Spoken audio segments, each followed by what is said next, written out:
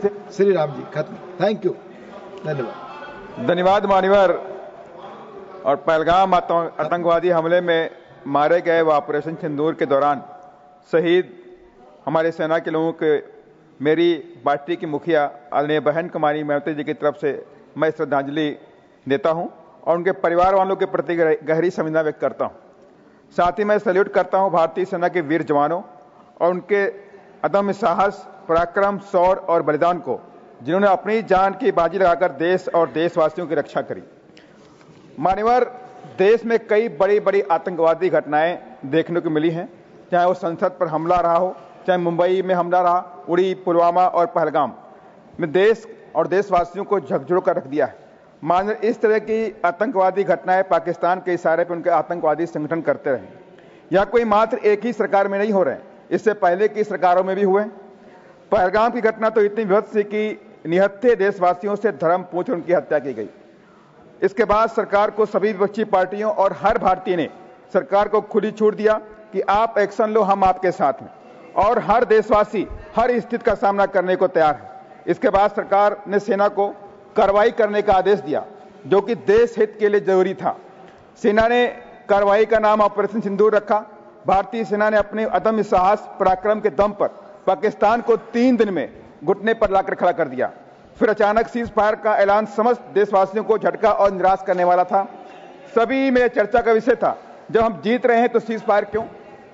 खैर मान्यवर, मैं आपके माध्यम से सरकार से रिक्वेस्ट करूंगा, ऑपरेशन सिंदूर के दौरान जम्मू और कश्मीर में पाकिस्तानी फायरिंग में कई नागरिक और बच्चों की जान गई और सैकड़ों की संख्या में घर तबाह भी हुए। अगर सरकार ने उनको कोई मुआवजा नहीं दिया है तो उन परिवार वालों को मुआवजा भी देने का काम करें। ऑपरेशन सिंदूर के दौरान पाकिस्तान के पक्ष में खुलकर टर्की और चाइना ने दिया, जिसमें J-10C और PL-15 मिसाइल, ड्रोन टर्की ने सप्लाई किया। लेकिन मैं उनसे कहना चाहता हूं, माननीय सरकार से आपके माध्यम से, कि इन दोनों देशों के साथ में हमें सीमित रिश्ते रखने चाहिए।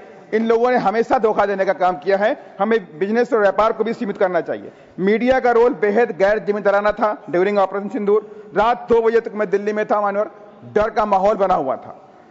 कराची पे नेवी ने हमला कर दिया, कब्जा हो गया है।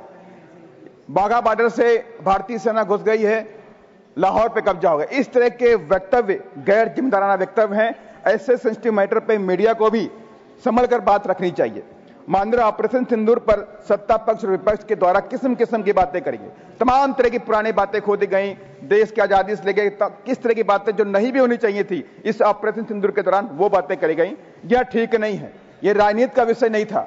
हमें यह इंश्योर करना चाहिए देशवासियों को कि ऑपरेशन सिंदूर के दौरान जो भी हमारे अंदर कमियां रही, जो भी हुआ, जो भी रहा, आपके साथ पूरा देश खड़ा है। लेकिन इन द फ्यूचर हम आतंकवादियों पर कोई भी रहम नहीं बरसेंगे और पाकिस्तान पर कोई रहम नहीं करेंगे, चाहे वो सीज फायर के लिए कितना भी घृणात्मक काम करे। अच्छा होता सत्ता और विपक्ष इस बात पर चिंता करनी चाहिए थी कि आगे भविष्य में महिलाओं के सिंदूर न उजड़े तथा मां को भी अपने बेटे गंवाने न पड़े। इस पर सरकार विपक्ष को मिलकर ठोस रणनीति बनानी चाहिए थी, लेकिन दुखद ऐसा नहीं हुआ। हमने देश और देशवासियों को स्ट्रांग मैसेज देने का काम नहीं किया, सिर्फ ये पॉलिटिकल अखाड़ा बन करके रह गया। मान्यवर, मैं आपसे कहना चाहता हूं, हमारे लिए देश पहले है, देशवासी पहले, राजनीति हमारे लिए बाद में होनी चाहिए।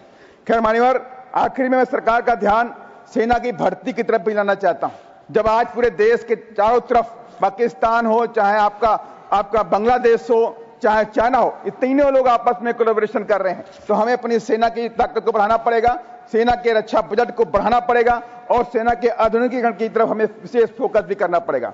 मान्यवर, एक चिंता का विषय भी हुआ कि रशिया के अंदर जिस तरह से एयरपोर्ट पर यूक्रेनी ड्रोन ने हमला किया। एक बात बड़ी सोचने वाली बात है कि हमारा जो बॉर्डर है, चारों तरफ से हम दुश्मन से घिरे हुए हैं, हमारा समुद्र का एक लंबा सा बॉर्डर है, हम बांग्लादेश से हमारा बॉर्डर मिलता हुआ है, हम चाइना से मिले हैं, हम पाकिस्तान से मिले हुए हैं। माननीय, बस लास्ट में खत्म कर रहा हूं, बस 30 सेकंड। धन्यवाद। मैं इसको लेकर के मैं माननीय सरकार से कहूंगा कि सीमाओं की सुरक्षा पर विशेष ध्यान दिया जाए ताकि इस तरह की एक्टिविटी कोई भारत के अंदर न होने पाए। माननीय गृह मंत्री जी बैठे हुए हैं, मेरा विशेष अनुमोदन है, मात्र 30 सेकंड। माननीय गृह मंत्री जी यहाँ बैठे हुए हैं, मैं बांग्लादेश के बारे में बात करना चाहता हूँ। माननीय, बांग्लादेश के अंदर माननीय हिंदुओं के ऊपर अत्याचार हो रहा है, अत्याचार, बलात्कार, हत्याएं की जा रही हैं। तमाम बांग्लादेशी भाई देश के अंदर आए हुए हैं, उनको यहाँ से न भगाया जाए। माननीय श्री जोश के मनी माननीय श्री जोश के money not present, Shrimati Rekha Sharma,